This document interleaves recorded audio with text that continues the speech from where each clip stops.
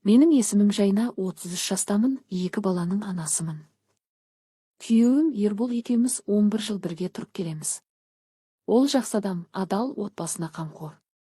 Бірақ соңғы жылдары төсектегі өміріміз суып кетті. Ішімде бір от бар еді, ол сөніп қалған жоқ, керісінше күшейе түсті.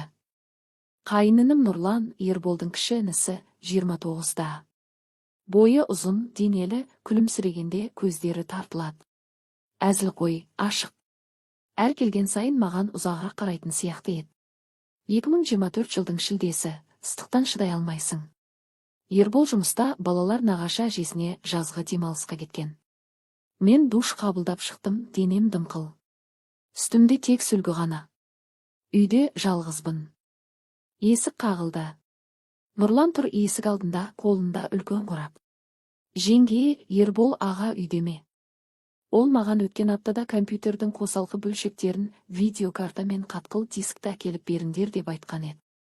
Мен бүгін алып келдім, аға үйде болса орнатып көрейін деп едім деді. Мен жоқ, кешке бірақ келет дедім де, оянбастан кіргіздім. Онда қоя салайын, кешке өзі орнатар деді ол, бірақ мен шай ішіп кетсейші, ыстықтап кетіпсің ғой деп тоқтаттым.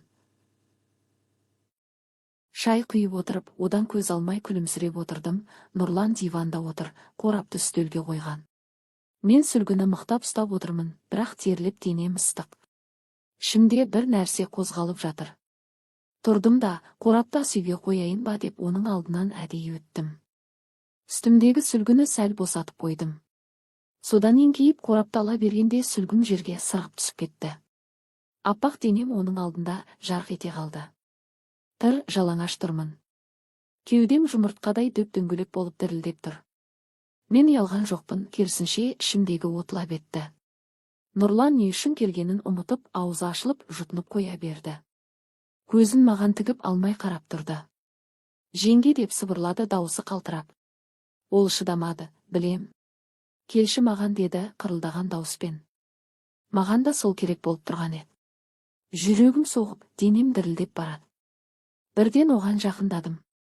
Ол тұрды да кеудешесін бірақ сілкіп шешіп тастады.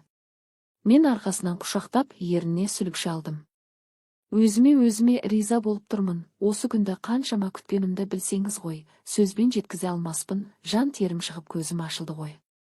Осылай бірнеше рет болдық, кейін шаршап, шалқамыздан жатып ұйықтап кеттік. Таңертең оянғанда мен ұялдым да, іштей жыладым. Не істедім мен? Бәрі менің кінәм. Сүлгіні әдейі босатып, денемді көрсетіп, еліктірдім, өзім шақырдым оны. Бірақ ішімдегі құмарлық әлі өшіп тұрған жоқ еді. Ертесіне Нұрлан тағы келді. Жеңге, сені бір көруге келдім, жас құлындай болған балғын денеңнің иісін сағынып кеттім ғой деді.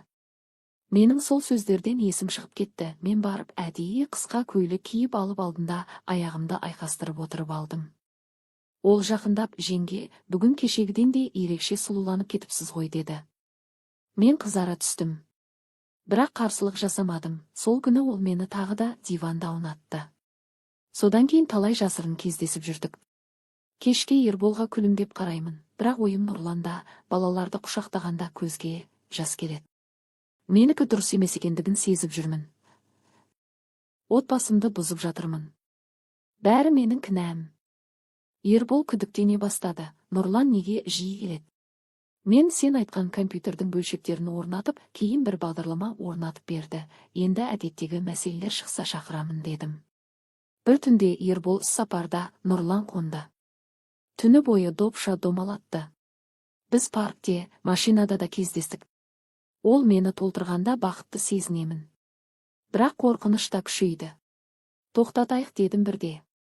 Ол жоқ деді. Мен тоқтатқым келмейді, тек ол біліп қойса не болады. Қазір ойланып отырмын, айтып тастау керек пе? Әлде жалғастыра берем бе? Денем әлі оны қалайды. Бірақ білемін, мен кінәлімін, толық кінәлімін. Бәрі сол бір ыстық күні оны шақырып алып тұр, жалаңаш оның алдынан өткенімнің кесірі. Ішімдегі от әлі сөніп тұрған жоқ, оны ұмыта алар емеспін. Қазір 2025 жылдың желтоқсанның ортасы. Сыртта қалың қар жауып тұр, үй іші жылы, бірақ жүрегім мұздап барады. Осы бірнеше айдың ішінде мен өзімді танымайтын болдым. Түнде ұйықтамаймын, ойланып жатамын.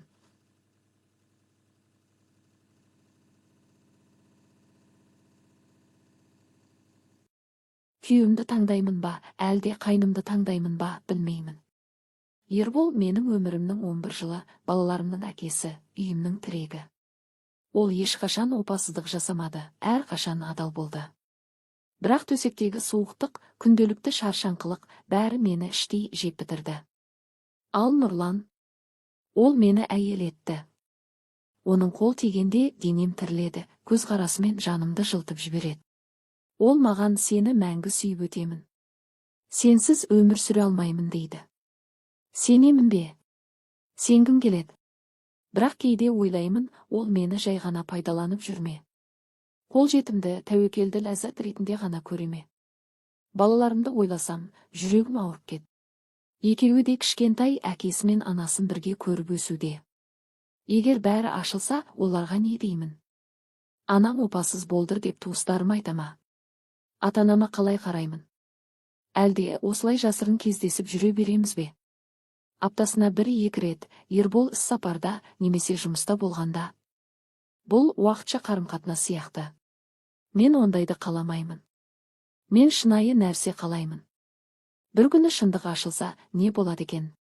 Ербол біліп қойса, мені босатама. Осы ойлар мені тұңғиыққа батырып тұр. Түнде оянсам, көз жасыма малынып жатамын. Денем Нұрланды қалайды, бірақ жаным тыныштық сұрайды. Мен не істеймін енді? Бәрі сол бір ыстық күні басталды, және енді қалай аяқталары белгісіз.